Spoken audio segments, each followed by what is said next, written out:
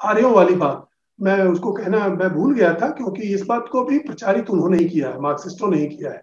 और जो पिछला टॉक हमारा हुआ था वो सीताराम गोयल की किताब पर, उसमें जो निर्देश आए हुए थे, जो सरकार से निर्देश मिले थे 1980 के समय ही, उसमें क्लियर कट तो नहीं था, लेकिन आर्य आक्रमण सिद्धांत को वो मानते थे। लेकिन ये सिद्धांत उनका दिया हुआ नहीं है, ये मिशनरियों ने गढ़ा था, और मुझे लगता है ये भी ज्यादा समय नहीं हुआ है, मुश्किल से 100 या 110 साल हुए होंगे। ये क्रिश्चियन मिशनरीज ने इसको गढ़ा था कि भारत में जो लोग हैं वो भारतीय नहीं है, ये बाहर से आए थे, और जो गोरे किस्म के लोग हैं वो आर्यों की संतान है, और जो काले किस्म के लोग हैं साउथ वाले, वो यहाँ के मूल निवासी हैं। तो ये फॉल्ट लाइन उन्होंने क्रिएट करने की कोशिश की, और जो पूरी द्रविड़ पॉलिटिक्स है धीरे धीरे इसी पर स्थापित हुई। फिर बाद में उन्होंने चतुराई से कहा कि ये जो जिनको शूद्र कहते हैं, जिनको दलित कहते हैं, वो भी यहाँ के मूल निवासी है।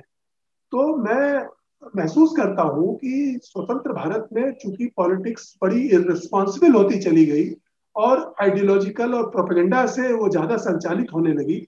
और नेहरू जी ने इसको हवा दी, तो बाद में फिर लोहिया जी आए, और जो उन्होंने जातिवाद को एक तरह से आधार बनाया, वर्ग संघर्ष के बदले वर्ण संघर्ष का नारा दिया। तो ये पिछड़ी जातियां, अगड़ी जातियां, फिर ये मंडल कमीशन बनाया गया, और वो भी फिर इन्हीं लोगों ने बनाया, राष्ट्रवादी लोग भी उसमें शामिल थे, उसने अगड़े पिछड़े का कर दिया। तो इस तरह की पॉलिटिक्स में उस तरह की झूठी बातें, जिस तरह से वो मंदिर तोड़ने वाली झूठी बात वामपंथियों ने खूब प्रचारित की, तो ये दलित जो है वो ओरिजिनल है, और नॉन दलित जो है वो बाहरी है, और ये जो साउथ इंडियन है द्रविड़ वो इंडियन है, और जो नॉर्थ इंडियन है वो बाहरी है, वो कहीं यूरोप और जर्मनी से आए थे। इस तरह का प्रचार उनको सूट करता है, क्योंकि वो किसी न किसी तरह रूप से लोगों को बांटना और अपना एक वोट बैंक बनाना उसमें उनको यूजफुल लगता है। इसीलिए जिस तरह से मार्क्सिस्टों ने इसको एविडेंस की चिंता नहीं की कि मंदिर तोड़ते थे हिंदू लोग, इसका एविडेंस चाहिए, अरे एविडेंस की क्या जरूरत है, प्रचार करो। वही हाल इसमें भी है कि एविडेंस की क्या जरूरत है, अरे बाहर से आए थे, ये नॉर्थ इंडियन जो है वो आर्यन है, आर्यों की संतान है, और साउथ इंडियन है वो मूल निवासी है, इसका प्रचार करो। मजे की बात है कि जिन मिशनरीज ने, ओरिजिनल ऑथर्स ने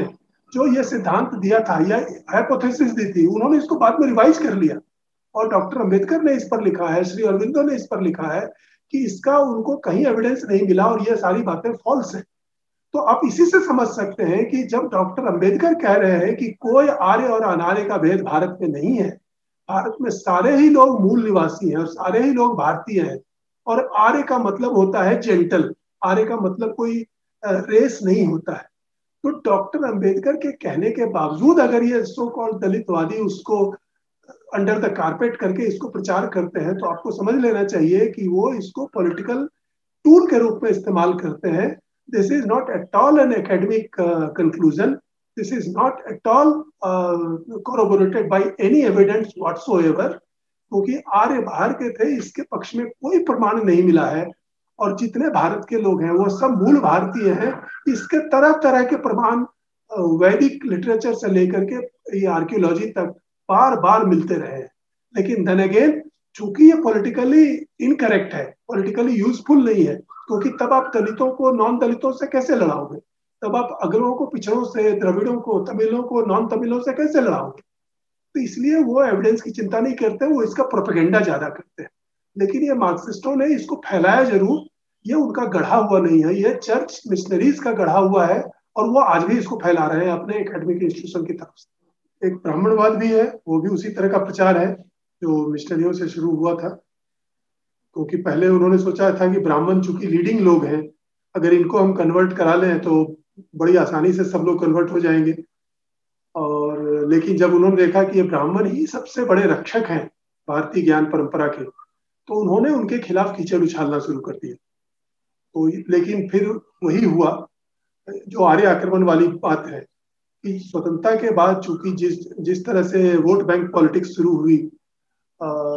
जातियों के आधार पर, उसमें ब्राह्मणों को एक तरह का निशाना बनाया गया, और वो इतनी फिक्स हो चुकी है कि अब वो बहुत तरह की धाराएं इसको इस्तेमाल करती है। राष्ट्रवादी लोग भी, उनके एमपी को भी मैंने एक बार